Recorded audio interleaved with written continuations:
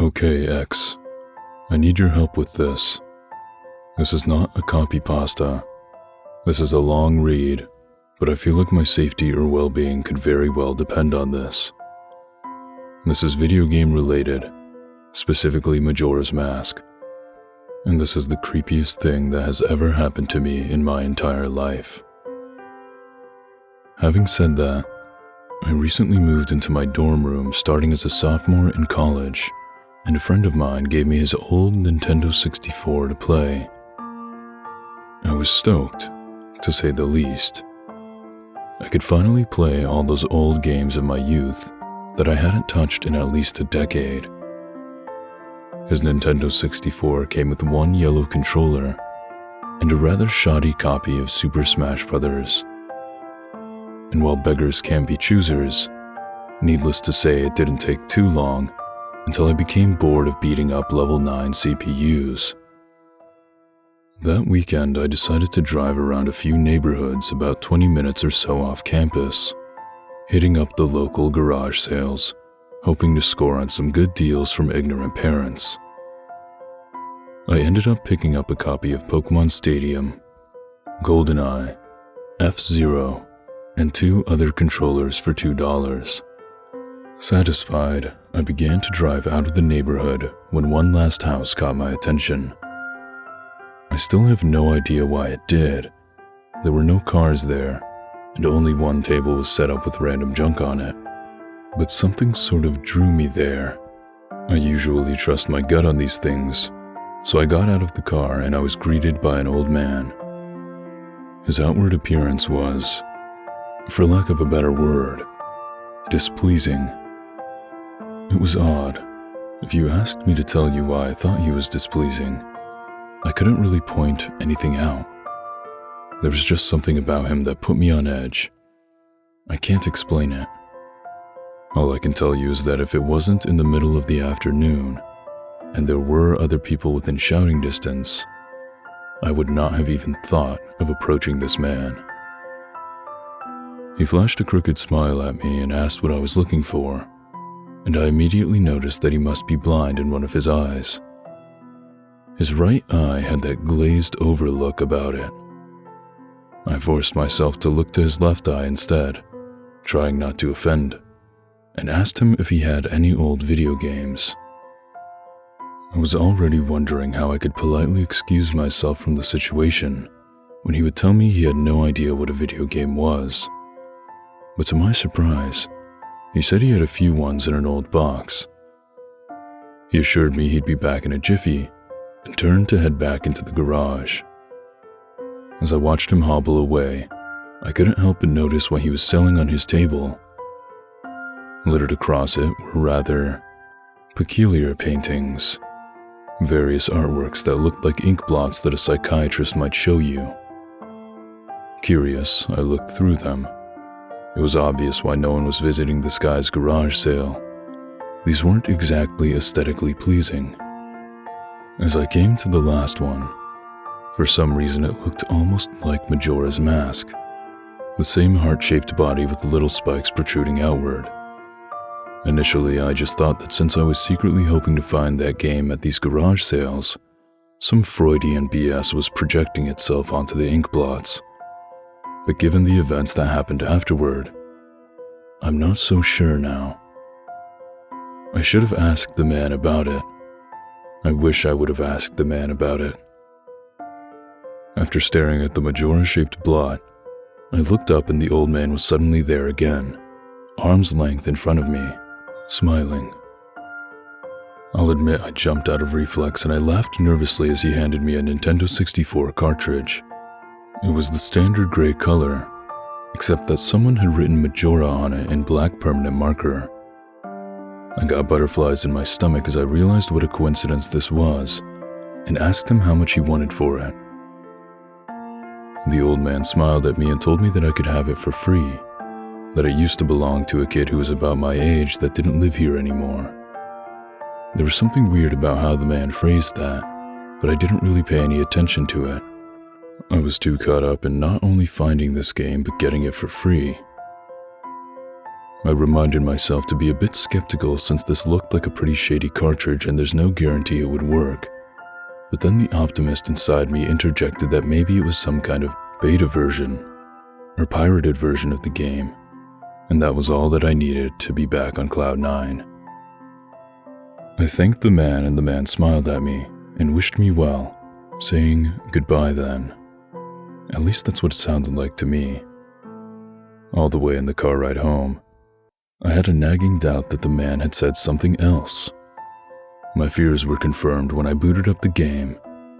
To my surprise, it worked just fine, and there was one save file named simply Ben. Goodbye, Ben. He was saying goodbye, Ben. I felt bad for the man, obviously a grandparent and going senile, and I, for some reason or another, reminded him of his grandson, Ben. Out of curiosity, I looked at the save file. Eyeballing it, I could tell that he was pretty far in the game. He had almost all of the masks, and 3 out of 4 remains of the bosses.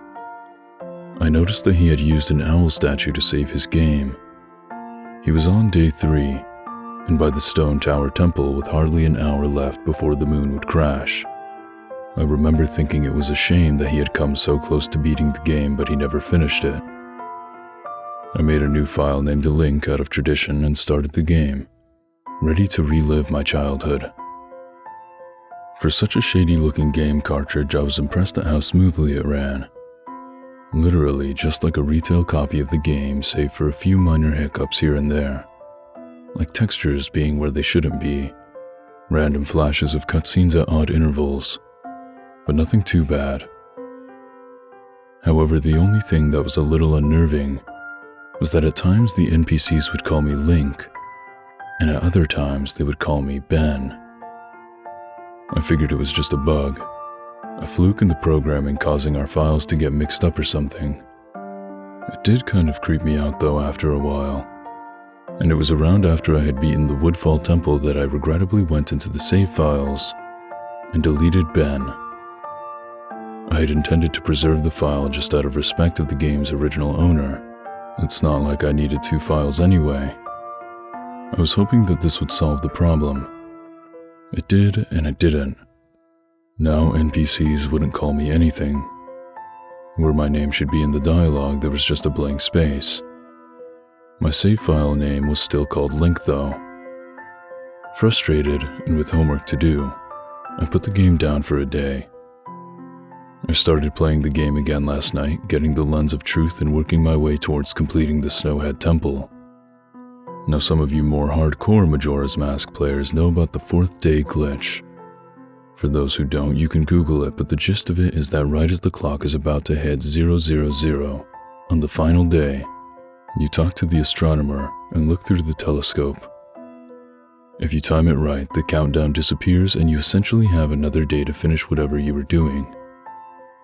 Deciding to do the glitch to try and finish the Snowhead Temple, I happened to get it right on the first try, and the time counter at the bottom disappeared. However, when I pressed B to exit the telescope, instead of being greeted by the astronomer, I found myself in the Majora boss fight room at the end of the game, the trippy boxed-in arena, staring at Skull Kid hovering above me.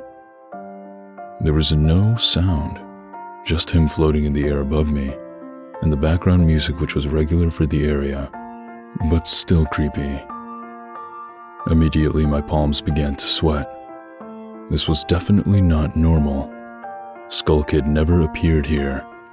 I tried moving around the area, and no matter where I went, Skull Kid would always be facing me, looking at me, not saying anything.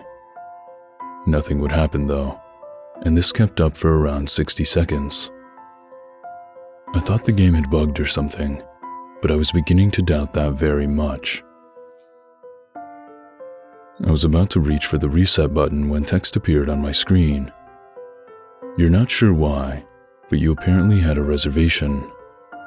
I instantly recognized that text. You get that message when you get the room key from Anju at the Stockpot Inn. But why was it playing here? I refused to entertain the notion that it was almost as if the game was trying to communicate with me. I started navigating the room again, testing to see if there was some sort of trigger that enabled me to interact with something there. Then I realized how stupid I was. To even think that someone could reprogram the game like this was absurd. Sure enough, 15 seconds later, another message appeared on the screen. And again, like the first one, it was already a pre-existing phrase. Go to the lair of the temple's boss. Yes/no. I paused for a second, contemplating what I should press and how the game would react. When I realized that I couldn't select no, taking a deep breath, I pressed yes and the screen faded to white, with the words, Dawn of a New Day, with a subtext that contained vertical lines beneath it. Where I was ported to filled me with the most intense sense of dread and impending fear I had ever experienced.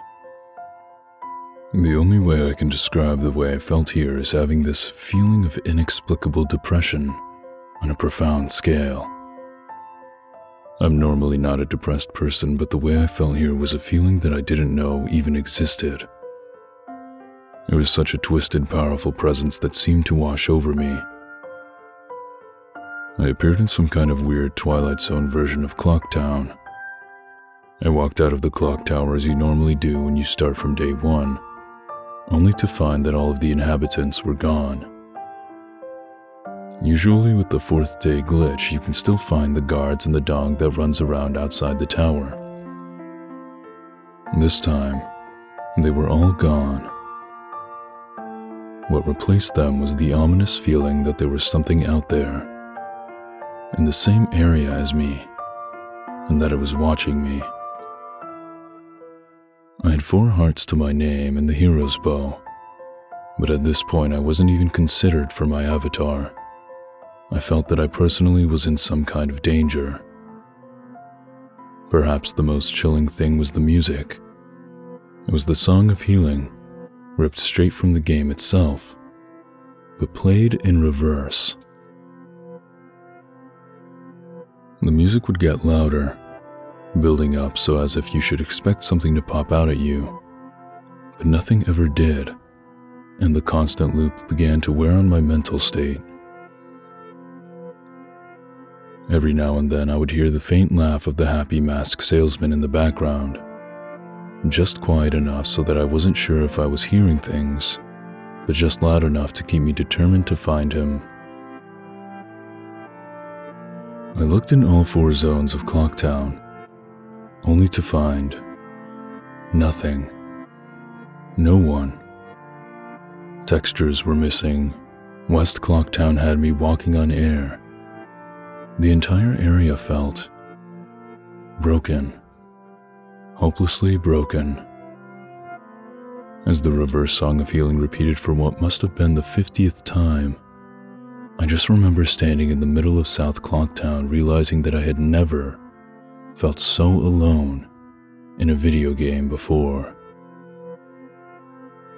As I walked through the ghost town, I don't know whether it was the combination of the out-of-place textures in the atmosphere and the haunting melody of the once peaceful and soothing song being butchered and distorted, but I was literally on the verge of tears, and I had no idea why. I hardly ever cry. Something had gripped me here in this powerful sense of depression that was both foreign and crippling. I tried leaving Clocktown, but every time I attempted to zone out, the screen would fade to black, and I would just zone into another part of Clocktown. I tried playing my ocarina. I wanted to escape, and I did not want to be here. But every time I played the Song of Time or Song of Soaring, it would only say, "Your notes echo far, but nothing happens." By this point, it was obvious the game didn't want me to leave, but I had no idea why it was keeping me there. I didn't want to go inside the buildings. I felt that I would be too vulnerable there to whatever I was terrified of. I don't know why, but I came up with the idea that maybe if I drowned myself at the laundry pool, I could spawn somewhere else and leave this place. As I zoned in and ran towards the pool, that's when it happened. Link grabbed his head, and the screen flashed for a brief moment of the happy mask salesman smiling at me. Not Link. Me. With Skull Kid's scream playing in the background. And when the screen returned, I was staring at the Link statue from playing the song Elegy of Emptiness. I screamed as the thing just stared back at me with that haunting facial expression.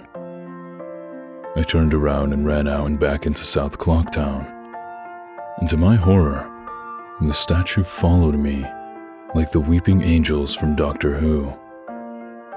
Every so often, at random intervals, the animation would play of the statue appearing behind me. It was like the thing was chasing me, or haunting me.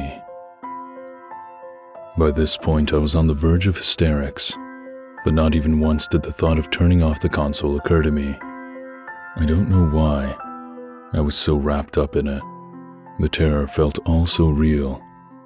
I tried to shake the statue, but it would literally appear right behind me every single time. Link started to begin to make weird animations I had never ever seen him do before. He would flail his arms around or spasm randomly, and the screen would cut to the happy mask salesman smiling again, for a brief moment, before I was face to face with that statue again. I ended up running into the Swordmaster's dojo and ran to the back. I don't know why, but in my panic I just wanted some kind of reassurance that I'm not alone here. To my dismay, I found no one, but as I turned to leave, the statue cornered me in the cubby in the back. I tried attacking the statue with my sword, but to no avail. Confused and backed into a corner, I just stared at the statue waiting for it to kill me. Suddenly, the screen flashed again to the happy mask salesman, and Link turned to face my screen, standing upright mirroring the statue, looking at me along with his copy, literally staring at me. Whatever was left of the fourth wall was completely shattered while I ran out of the dojo terrified. Suddenly, the game warped me to an underground tunnel, and the reverse song of healing queued up again as I was given a brief moment of rest before the statue started appearing behind me again, this time aggressively. I could only take a few steps before it would summon behind me again. I hurriedly made my way out of the tunnel and appeared in southern Clocktown. As I ran aimlessly in a sheer panic, a re-dead screamed and the screen faded to black as dawn of a new day, and a subtext of lines appeared again. The screen faded in and I was standing on top of Clock Tower with Skull Kid hovering over me again, silent. I looked up and the moon was back, looming just meters above my head, but the Skull Kid just stared at me hauntingly with that mask. A new song was playing. The Stone Tower Temple theme played in reverse. In some sort of desperate attempt, I equipped my bow and fired off a shot at the Skull Kid, and it actually hit him, and he played an animation of him reeling back. I fired again, and on the third arrow, a text box appeared saying, "That won't do you any good, hee hee," and I was picked up off the ground, levitated upwards on my back, and then Link screamed as he burst into flames, instantly killing him. I jumped when this happened. I had never seen this move used by anyone in the game, and Skull Kid himself didn't have any moves. As the death screen played, my lifeless body still burning, the Skull Kid laughed and the screen faded to black, only to have me reappear in the same place. I decided to charge him, but the same thing happened. Link's body was lifted off the ground by some unknown force, and he immediately burst into flames again, killing him. This time during the death screen, the faint sounds of the reverse song of healing could be heard. On my third and final try, I noticed that there was no music playing this time. All there was an eerie silence. I remembered that in the original encounter with the Skull Kid, you were supposed to use the ocarina to either travel back in time or summon the giants. I attempted to play the Song of Time, but before I could hit the last note, Link's body once again horrifically exploded into flames, and he died. As the death screen neared its end, it began to chug, as if the cartridge was trying to process a lot of something. When the screen came to, it was the same scene as the first 3 times, except this time Link was lying on the ground, dead in a position I had never seen in the game before. His head tilted towards the camera, with the Skull Kid floating above him. I couldn't move. I couldn't press any buttons. All I could do was just stare at Link's dead body. After around 30 seconds of this, the game simply fades out with the message, "You've met with a terrible fate, haven't you?" before kicking you out to the title screen.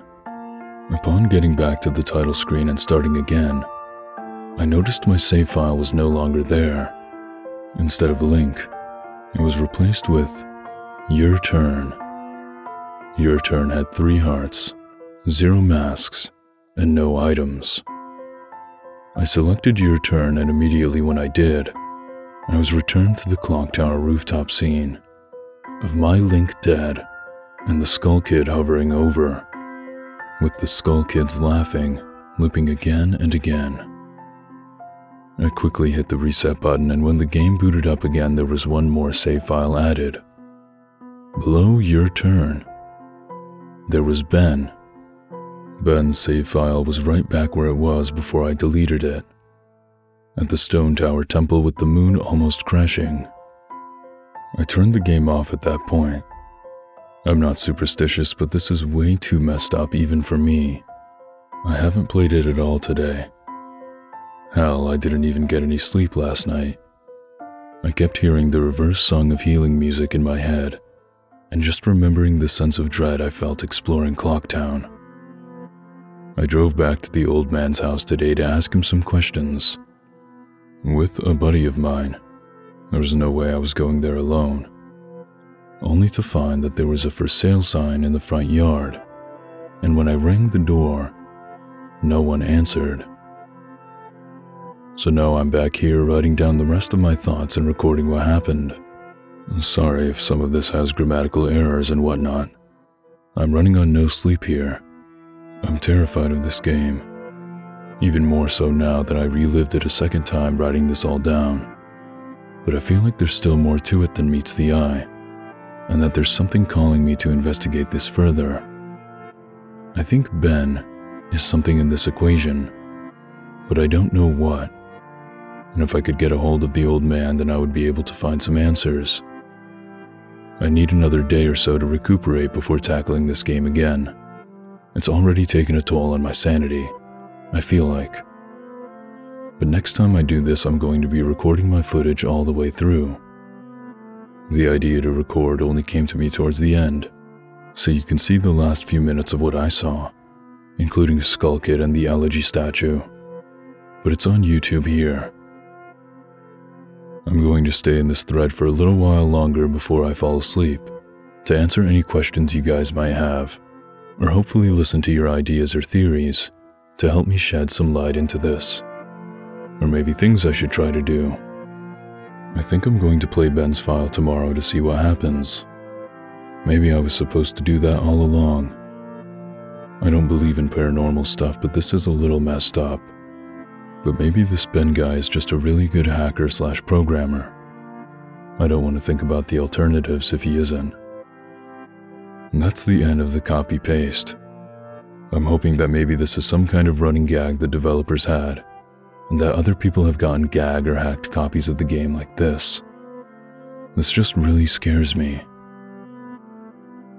I'm going to post what happened and link the video footage, but last night everything got too real for me. I think I'm done messing around with this. I passed out pretty much immediately after making that thread, but last night, that Elegy of Emptiness statue, I had a dream about it. I dreamed that it was following me, that I would be minding my own business when I'd feel my neck hairs stand up on end. I would turn around, and that thing That horrible, lifeless statue would be staring with those empty eyes right at me, merely inches away. In my dream, I remember calling it Ben, and never before had I had a dream that I could remember so vividly. But the important thing is, I did get some sleep, I suppose. Today, putting off playing the game as long as I could, I drove back up to that neighborhood to see if the old man came back. As I expected, the car was still gone and no one was home. As I was walking back to my car, the man next door mowing the grass killed the power to his lawnmower and asked me if I was looking for someone. I told him that I was looking to talk to the old man that lived there, to which he told me what I already knew, that he was moving. Trying a different avenue, I asked if the old man had any family or relatives I could talk to. I discovered that this old man had never been married, nor did he have any children or grandchildren through adoption. Starting to become worried, I asked one final question, one that I should have asked from the beginning. Who was Ben?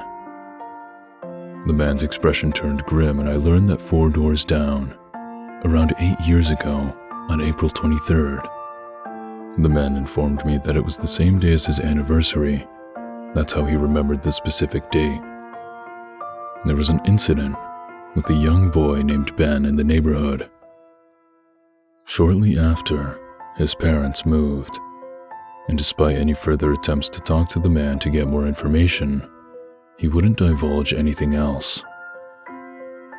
I went back and started playing again. I loaded up the game and immediately I jumped at the title screen, where the mask flies by.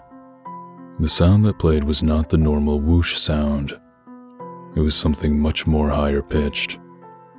I pressed start, bracing for the worst, but just like 2 nights ago, the files Your Turn and Ben were displayed. Truth be told, I looked at the Ben file earlier. It seems to fluctuate between displaying the owl save and not. I brought up the Ben file, hesitated for a moment, noticing that the stats were not the same as the original that they were 2 days ago. It seemed like he had already completed the Stone Tower Temple this time. Summoning my courage, I selected it. Immediately, I was thrust into complete chaos. Sure enough, I was outside Stone Tower Temple, but that's about all that was expected. The zone itself wasn't called Stone Tower Temple, but rather Stone, with weird spacing. And immediately a dialogue box of complete gibberish that I couldn't make out greeted me. Link's body was distorted. His back was cocked violently to the side where his posture was permanently disfigured. Link's expression was dull, almost monotonous. He had an expression on his face that I didn't recognize before.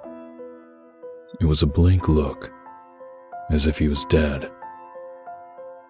As Link stood there, before his body spasmed irregularly back and forth, I examined what had become of my avatar, and noticed I had a C button item I had never seen before. Some kind of note, but pressing it did nothing. Sounds played back and forth that I didn't recognize from the game, almost demonic in nature, and there was some kind of high-pitched yip or some kind of laugh or something playing in the background. I had all of 2 minutes to take in the environment before another one of those Elegy of Emptiness statues was summoned, and immediately after I was cut into the Dawn of a New Day screen, except this time, it didn't have the line subtext. I was a Deku scrub in Clocktown. This scene would normally play after the first time you traveled back in time. Tati would say, "What just happened?" It's as if everything has, but instead of saying "started over," she finished her remark in broken text as the laugh of the happy mask salesman played in the background. I was put back in control of my character, but from a messed up camera angle. I was looking from behind the door to the clock tower, watching my avatar run around as a Deku scrub. Seeing as how I really had no place to go because I couldn't see anything, I begrudgingly went inside the door. There, I was greeted by the happy mask salesman who simply told me, "You've met with a terrible fate, haven't you?"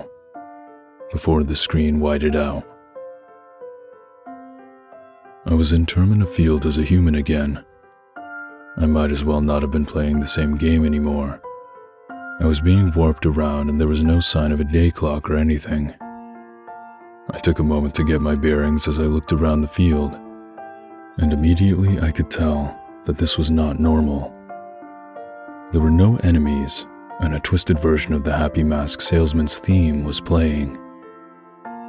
I decided to run towards Woodfall before I noticed a gathering of 3 figures off to the side, one of them being Epona. As I approached them, to my horror, I saw the Happy Mask Salesman, the Skull Kid, and the Elegy of Emptiness statue just standing there. I figured maybe they were bugged out, but by now I told myself that I should know better. Nevertheless, I approached them carefully and found that the Skull Kid was playing some kind of idle animation on loop. Same with Epona, and the Elegy of Emptiness statue was doing what it has been doing all along, just standing there, eerily. It was the Happy Mask Salesman that scared me more profoundly than the other 2. He too was idle, wearing that grin, but wherever I moved, his head slowly turned and followed me.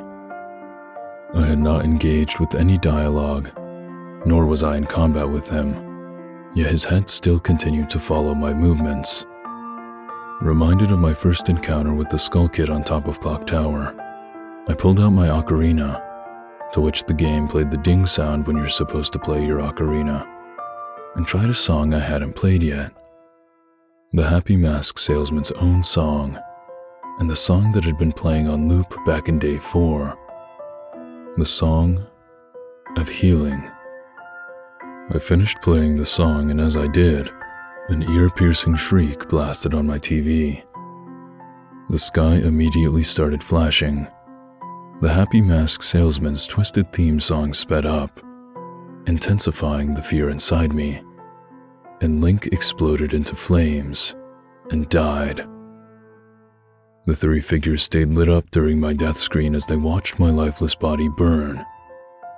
I can't describe to you how sudden and terrifying the transition from eerie to terror was. That same fear that caused me to lose sleep 2 days ago started to grip me again as I was met with the text, "You've met with a horrible fate, haven't you?" for the 3rd time. There has to be some kind of meaning behind that. I had little time to ponder as I was immediately given another small cutscene of transforming into a Zora, and now I found myself in Great Temple Bay. Hesitant but curious to see what the game had in store for me, I slowly made my way towards the beach, where I found Epona. I wondered why the game had decided to put her here. Was the game implying she was trying to get a drink? Unable to take the mask off, I decided that riding the steed wasn't the reason she was placed there.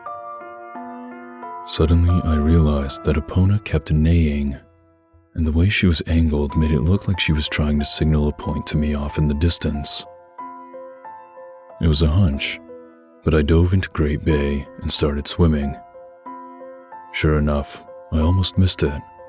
I found something at the bottom of the ocean. One last Elegy of Emptiness statue. I went down to examine it, and suddenly my Zora started doing a choking animation I had never seen a Zora do before, which didn't even make sense because Zoras can breathe underwater. Regardless, my character choked to death and died, and again the statue was the only thing that was highlighted in my death. I didn't respawn this time. I was booted back to the main menu as if I restarted the console. The press start screen was before me. I knew the only reason why it would put me here is because the save files had changed again. Taking a deep breath, I pressed start and I was right. The new save files told me about Ben. Now it made sense why the statue appeared when I tried to go to the laundry pool. The game must have anticipated how I would have tried to escape the day 4 o'clock town. The 2 save files told me his fate. As I suspected, Ben was dead.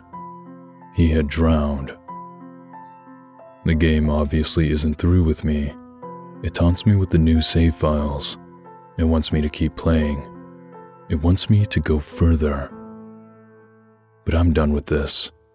I'm not touching any more of the files. This is already way too horrifying for me, and I don't even believe in the paranormal. But I'm running out of explanations. Why would someone send me this message? I don't understand it. I just get too depressed thinking about this. The footage is on YouTube for those who want to see it and try to analyze it. Maybe there's some kind of coded message in the gibberish or something symbolic in what I went through. I'm too emotionally and mentally drained to mess with it anymore. I know it's early in the morning. I've stayed up all night. I can't sleep. I don't care if people see this, that's not the point. I just want the word to get spread so I don't suffer for nothing. I've lost the will to type this. The less I dwell on this, the better. I think the video just speaks for itself. I did what you guys told me to do. I played the Elegy of Emptiness song at the first prompt by the game I was given. But I think that's what the game, or Ben, Jesus Christ, I can't believe I'm even humoring the absurd idea that he exists in the game, wanted me to do. He's following me now. Not just in the game, he's in my dreams. I see him all the time behind my back, just watching me. I haven't gone to any of my classes. I've stayed in my dorm room with the windows closed and the blinds shut. That way I know he can't watch me. But he still gets me when I play. When I play, he can still see me. The game is scaring me now. It talked to me for the first time, not just using text that's already in the game. It spoke to me, talked to me. It referenced Ben. I don't know what it means. I don't know what it wants. I never wanted this. I just want my old life back. Stuff like this doesn't happen to people like me. I'm just a kid, not even old enough to drink yet. It's not fair. I want to go home. I want to see my parents again. I'm so far away from home here at this school. I just want to hug my mom again. I just want to forget that statue's horrible blank face. My original game file is back, just the way I left it before it was gone. I don't want to play anymore. I feel like something bad will happen if I don't, but that's impossible. It's a video game. Haunted or not, it can't hurt me, right? Seriously though, it can't, right?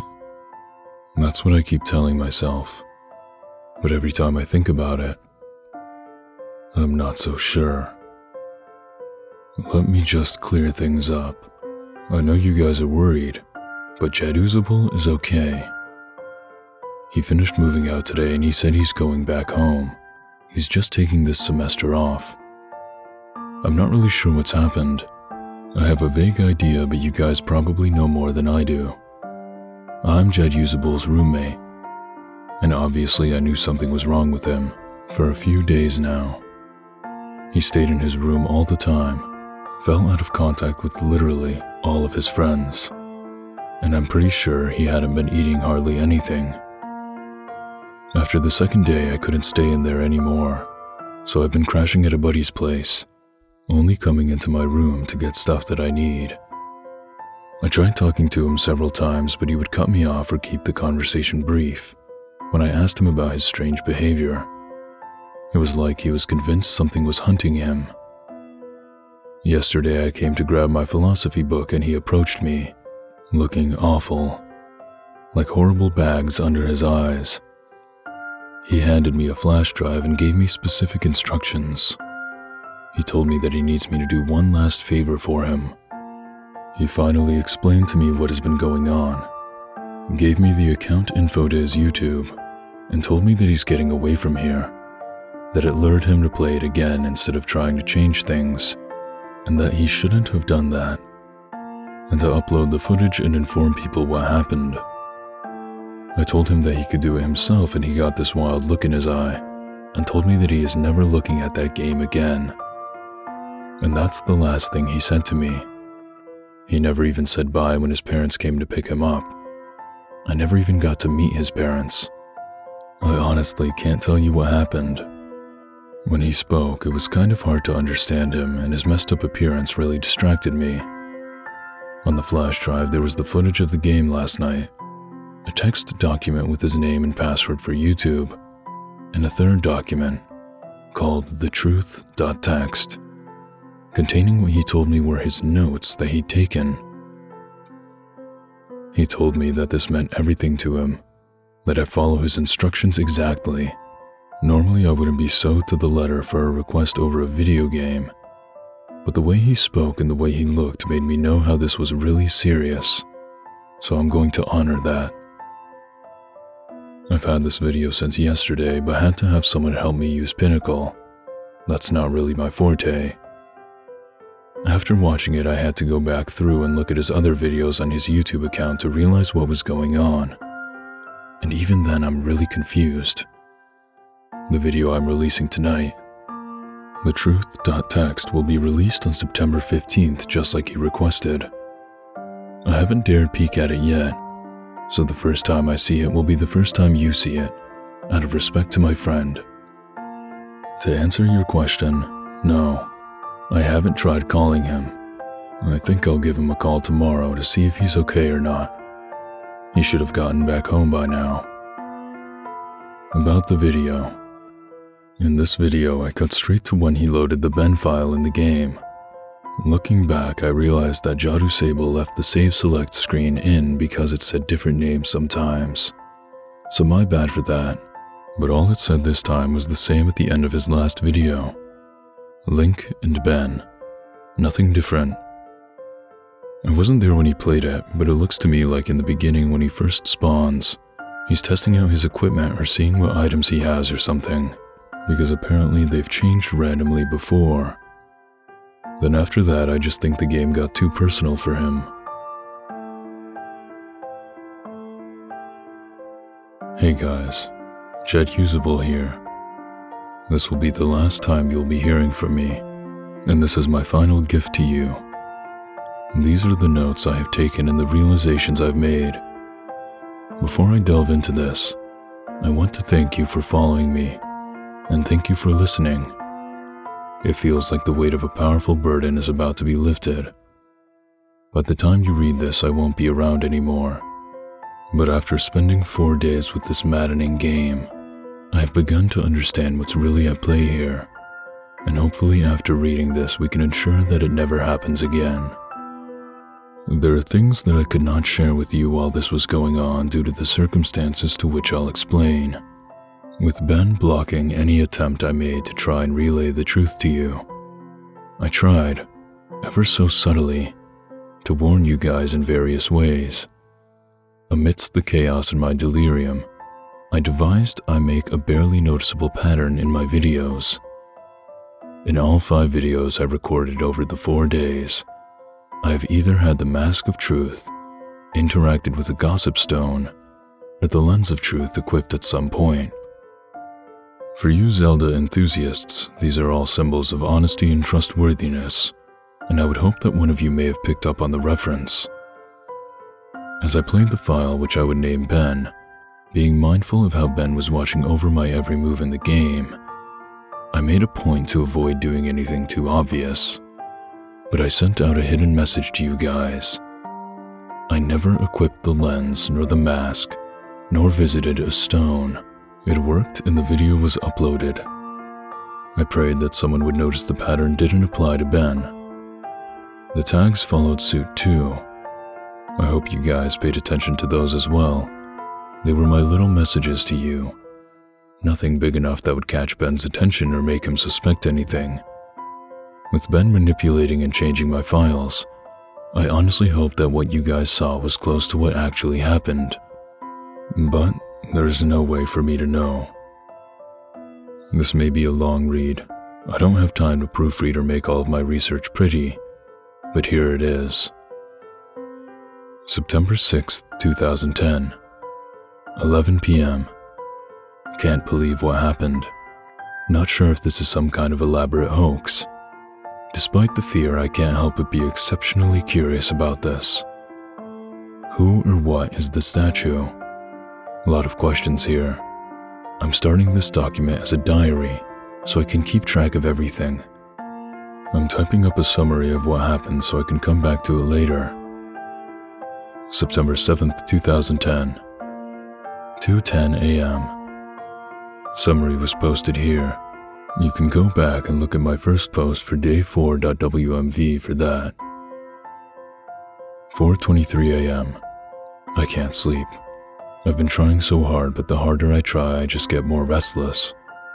I just feel like that statue is appearing whenever I close my eyes. 8:20 a.m. Didn't sleep at all. Just going to start my day. I don't think I have the energy to go to class. I'm gonna drive back down to talk to that old man, taking my buddy Tyler with me just in case. 1:18 p.m. Back home now. No sign of the old man.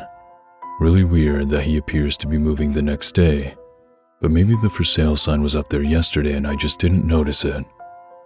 Tyler wants to know what's gotten me all worked up. I didn't tell him. Gonna eat. Feel like death. 3:46 p.m. Could have sworn driving back from Subway that I saw the elegy statue buried in some shrubbery, staring at me as I went by. Now I definitely need sleep. 5 p.m. I don't think a lot of people would believe me if I told them about what's happening. I think I'm going to try posting this on the internet. I think I'll just use the summary. These notes are pretty sporadic. 6 p.m. Connected my capture card to my computer to upload the footage. I thought my computer froze for a second. Made this strange popping sound when I hooked everything up, but now it seems to be working fine again. My computer can't die on me now. 7 p.m. Footage is finished uploading. The quality's a lot better than I thought it would be. Gee, guess this is a really special cartridge. I've never had it come through this clear before. 8:45 p.m. I thought I saw an icon pop up on my desktop that looked like the statue's face for a split second. It gave me quite a scare, getting really unnerved and delirious. I'm going to crash after this. 9 p.m. Begin uploading my YouTube video on an alternate account. 9:03 p.m. I don't remember having uploaded a Vampire the Masquerade Bloodlines video last year. This was probably the account that I shared with a friend of mine last summer. I hope he doesn't mind me using it to upload this. 9:55 p.m. Posting my summary of day 4 with a link to the YouTube video. Going to try to stay awake, but I'm so tired right now. September 8th, 2010. 10:48 a.m. I had a dream about the statue. I dreamed that it was following me, that I'd be minding my own business when I'd feel my neck hair stand up on end. I would turn around and that thing, that horrible lifeless statue would be staring with those empty eyes right at me, merely inches away. In my dream, I remember calling it Ben, a power of suggestion most likely, and never before had I had a dream that I could remember so vividly. 11:21 a.m. I really don't want to play this game again. I think I'm going to go back to see if that old man is there instead. 1:35 p.m.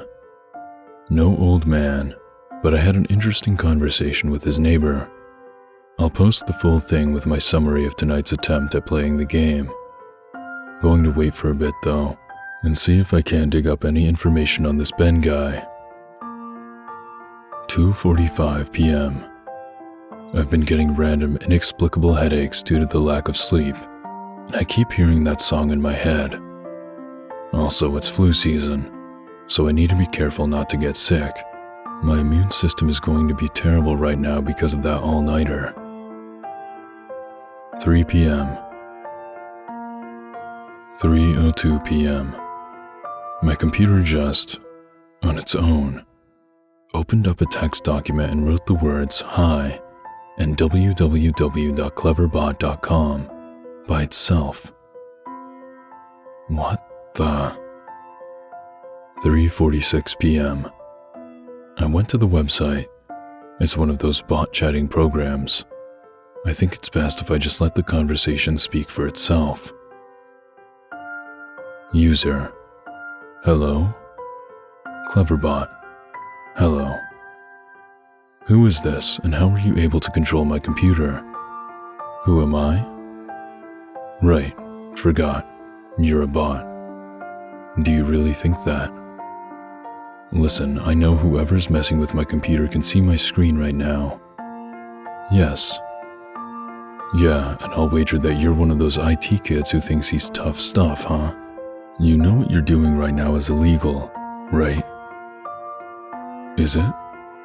No dip. Are you familiar with the terms invasion of privacy? Get off my computer, kid. I am your computer. Cool story. Anyway, I'm calling DPS. You picked a bad time to mess with me, kid.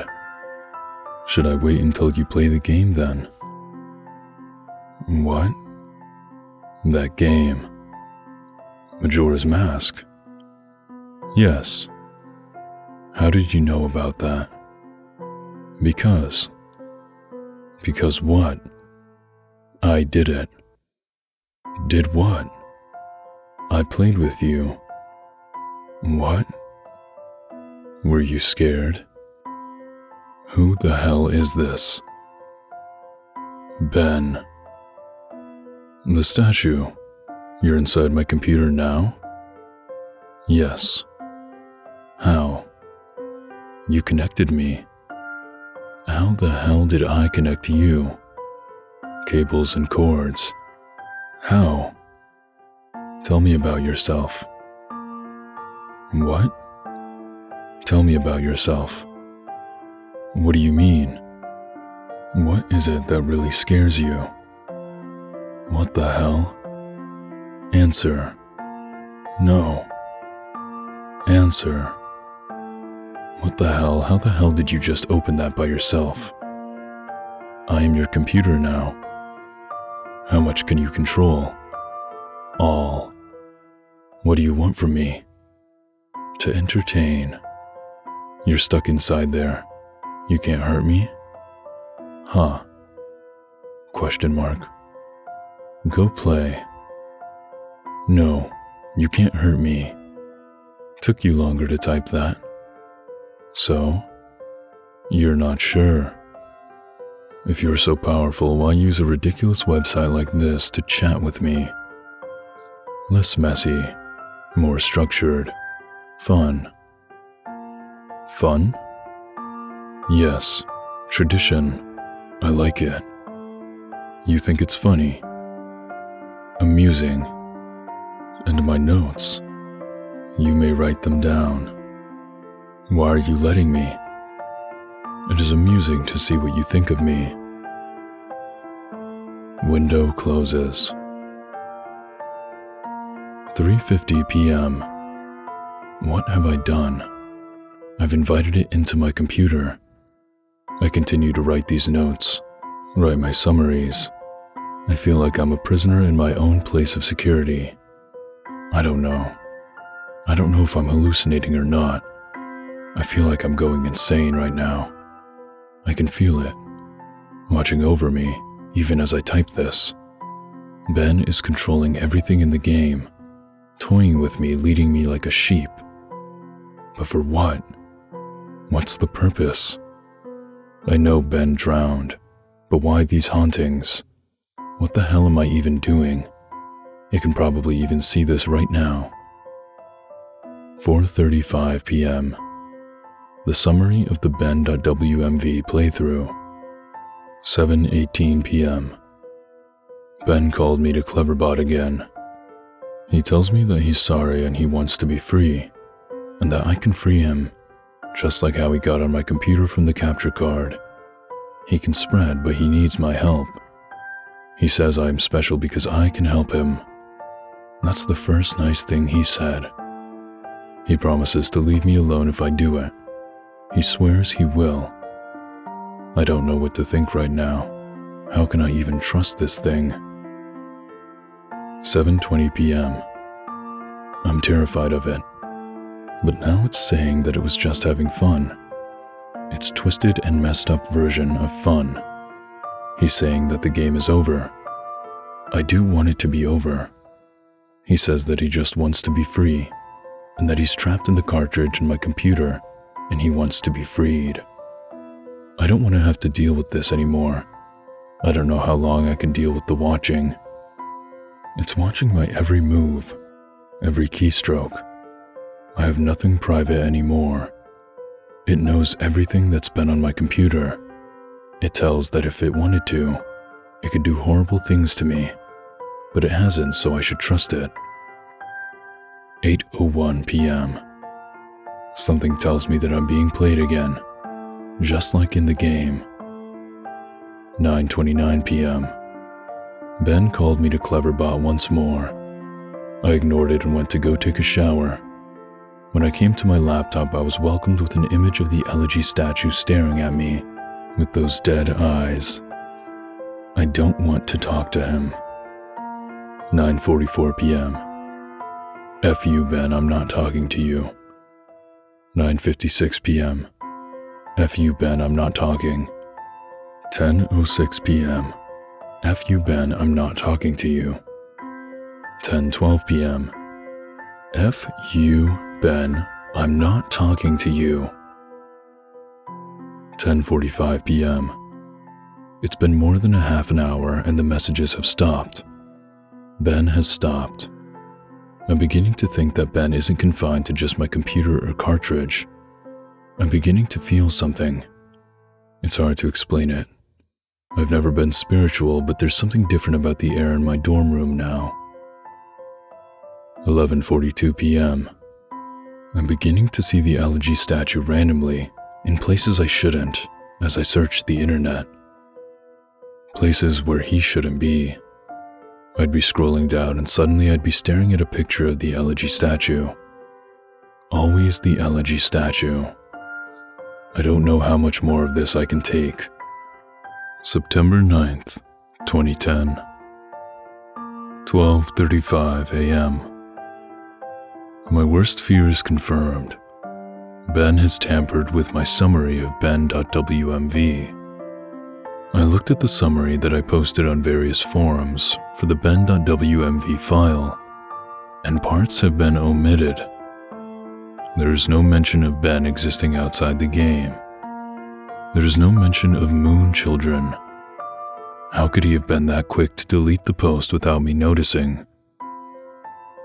I'm wondering if maybe it appeared to me that I was posting everything, but in reality Ben had posted his own censored version. I'm going to ask Ben why he did it. 12:50 a.m. He isn't responding to me on Cleverbot. It's just giving the generic response as it usually does. I'm just talking to a bot this time. 1:24 a.m. I think Ben is mad at me. 10:43 a.m. The moon children appeared in my dreams last night. They lifted up their masks to reveal their hideously disfigured faces. Maggots crawling out of their orifices. Sunken black holes where their eyes should be. A yellow smile that slowly grew bigger and bigger as they came closer to me. They told me that they wanted to play. I tried to run from them, but the 4 children pinned me down to the ground with surprising strength. Over them stood the happy mask salesman, announcing that he had a new mask that he wanted me to try. In his spastic, sudden movements matching his in-game appearance, he took out a mask modeled off of someone's face that I couldn't recognize. A younger-looking face, and handed it to the moon children. Giggling, they latched it to my face, their horrible broken bodies bouncing up and down, Two of them held me down while the other two began to sew the mask onto my face. My shrieks and screams caused the happy mask salesman's face to turn into the most horrific smile I had ever seen. He sporadically moved around, examining this procedure like a curious doctor in that impossible movement. I flailed around, but it was no use. My eyes rolled in the back of my head because of the pain. It felt so real, but I couldn't wake up. I couldn't wake up no matter how hard I tried. After the mask was melded onto my flesh, they began sewing my legs together, then my arms. The horrific feeling of a needle puncturing your legs and pulling them in, rupturing your Achilles tendons and tying them together, resonated throughout my entire body. I tried to scream, but the mask was pressed so tightly against my face that it was my new face, and my new face had no mouth. I didn't make a sound. I tried telling myself, in my head, that I was dreaming. I tried telling myself again and again, and suddenly the moon children stopped and looked at me. They just stared, and the happy mask salesman slowly bent down and stared at me, inches away from my face. He grinned and simply said, "You've met with a terrible fate, haven't you?" Before the moon children resumed with increased vigor. I couldn't wake up. It wouldn't let me wake up until they had crafted me into another elegy statue. I woke up sweating and crying, and shaking uncontrollably. I immediately ran to my computer and went for Ben. 9910 Conversation 1. Answer me, Ben. Welcome back. What is the point of doing this? Why? Amusing to see. How? Fun to play. Fun to toy with you. Make you feel safe. ... I wonder how you would have reacted. To what? If I hadn't revealed myself and stayed hidden, only doing little things to play with you. Close out your windows, turn off your computer, move your mouse by itself. Little things. Make you wonder if I'm there, but you never know. Give you little hints that I am. I wanted to do something different with you. You did this before. Yes, and I will do it again. To who, Ben? Did you know Ben? Won't tell that information to you. How did Ben die? You know. No, but how did he drown? Won't tell that to you. Why?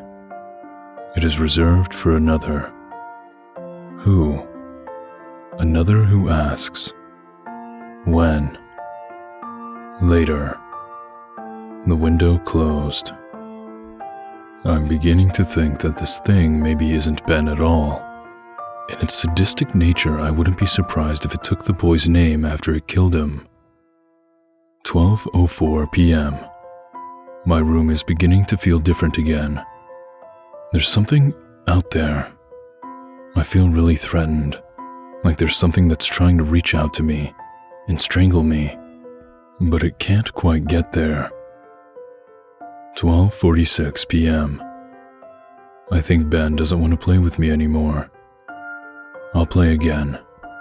I'll play the game again, Ben. Can you see this? I'll play the game again. Please just stop this. Please, please. 1:41 p.m. I'm going insane trying to decide what is real and what isn't.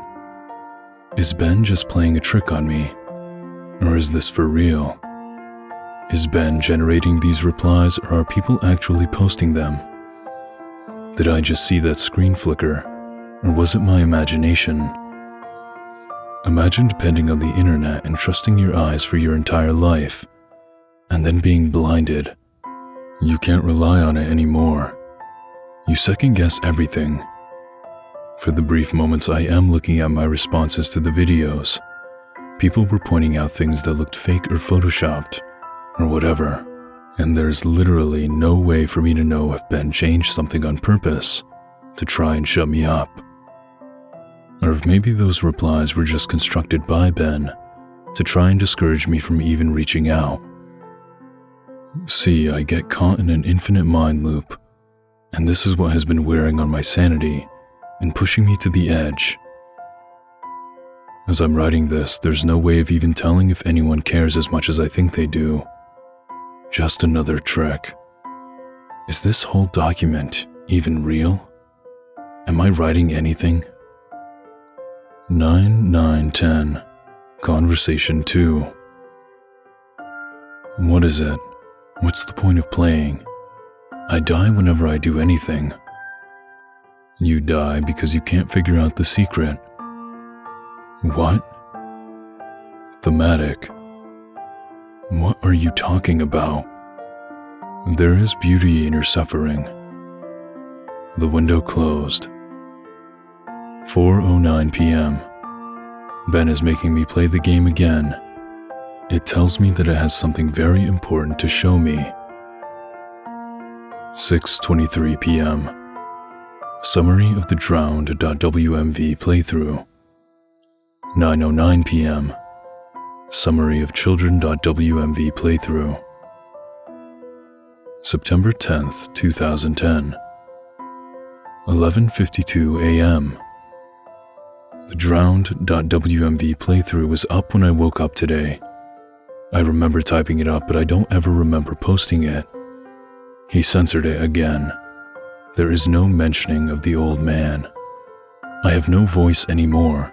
I am only posting what he wants me to. I am the mask he uses to disguise himself as he lies. 11:55 a.m. There's an entire video summary of a video that I don't remember doing. Reading through the summary, this sounds morbid, resembling my dream from 2 nights ago, except on a far more sadistic scale. These moon children, there's something more to them, almost as if they're another entity from Ben. Something happened last night that I can't remember. I'm posting the 4th summary to the forums now. The shadow of my chair moved. 12 p.m. Ben won't let me visit YouTube. I can browse the rest of the sites, but he keeps on exiting the window when I go to YouTube. Why? 2:02 p.m. I'm feeling the air start to constrict. I don't think I'm alone here. Whatever aura has been here is getting more violent. 2:44 p.m. I'm trying to contact Ben on Cleverbot. He's not responding. I just get the AI. 3:51 p.m. My ears aren't fooling me. I'm hearing the reverse song of healing. I keep hearing it. 4:23 p.m. Now I'm positive of it.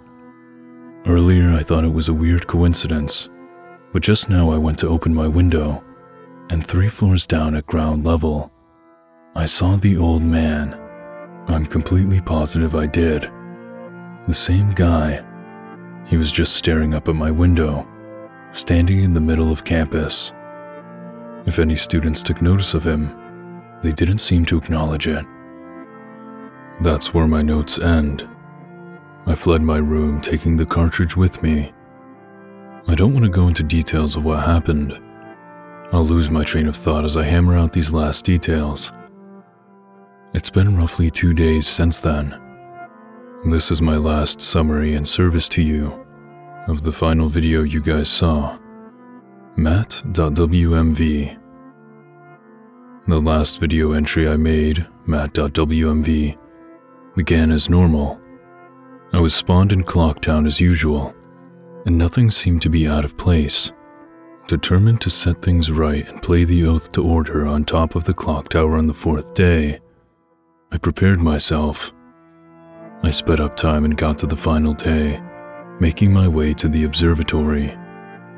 As I got up to the telescope room and approached the astronomer, He would not let me look into his telescope.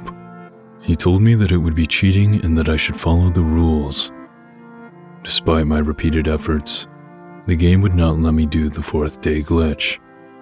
No matter how hard or what I tried working around the game and doing the glitch, but it was adamant this time.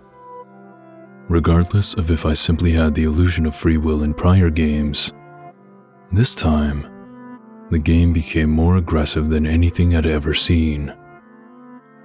It eventually told me to go to Icona Canyon, where the game would end and it would stop haunting me. Anxious and desperate to end this nightmare, I played the Song of Soaring and ended up there. I was told to check my inventory, that I would find the answers there to end the game. I arrived at Icona Canyon and saved my progress at the owl statue. As I searched through my inventory, I finally noticed that I was missing a reoccurring song, the Elegy of Emptiness. Obviously, once I traveled there and learned the song, I suppose that was the last thing it needed before Ben decided it had had enough fun playing with me. Ben is a manipulator. He tries to fool his victims into security and makes you drop your guard like a Venus flytrap. He ensnares them. I am nothing but a puppet to him. He enjoys seeing what kind of human emotions he can tap into by doing different things. There are still some things about this whole experience that don't make sense. But then again, I was never good at figuring out these things, and I'm not exactly in the right state of mind to. I'm giving you all the pieces of the puzzle for you to analyze and piece together the missing links. I'm typing these closing thoughts on the library computer on campus, and I've emailed myself the notes I have stored on my infected computer from the last 4 days. I'm then going to combine those notes with the closings/openings that I've typed here on the safe public computer into one text document. I'm not taking any chances spreading Ben. I would not wish this horrible torment on anyone, and have made sure to have my bases covered here. I didn't have any problems with Ben when I was back on my computer trying to email myself the notes. It went right under his nose. He had no idea what he just let me do. I had no problems opening the text document from my infected computer in my email either. I can't describe to you how it feels to finally be able to get the word out in this post. The nightmare ends here. That said, do not download any of my videos or anything about my videos. Not through a YouTube video audio ripper, a screen grab, or anything else.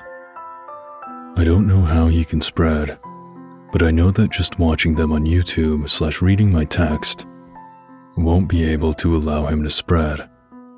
Otherwise, he wouldn't have needed my help in the first place. But I strongly recommend you do not take anything you see streaming online onto your own personal computer. This will be my last posting I'm putting up on this forum here for the world. If you see any further posts from me after today's current date, September 12th, and after the current time, 12:08 a.m., discredit them. It already has proven to me that Ben can access my computer and my account/password. I have no idea to what extent it can do this, but know that it will do anything to break free. He is desperate. To ensure your safety, just forget about me. Please. And obviously this goes without saying, but from here on out, do not download any images I may have put up, any files, anything at all. This 5th day will be my last day. I'm going to burn the cartridge and then come back to destroy my laptop. Again, even though I don't even know you, this is sort of bittersweet for me. This semester I really didn't have any friends, or rather, I stopped paying attention to them. I suppose that's partially to blame because I am the genius who picked to live in a single, I suppose someone to get a hold of me and save me before I got too immersed into this game would have literally saved my life. However, it proved too much for me. I'm just glad it happened to me and I could get the warning out so that Ben dies here. Lastly, thank you for taking the time to open this, and open yourselves up to me by hearing my story, despite maybe not believing me. You didn't have to do that. Really, you shouldn't have. Your support this entire time has kept me going. And now, I'm finally free of this. Thanks again, Jadusable.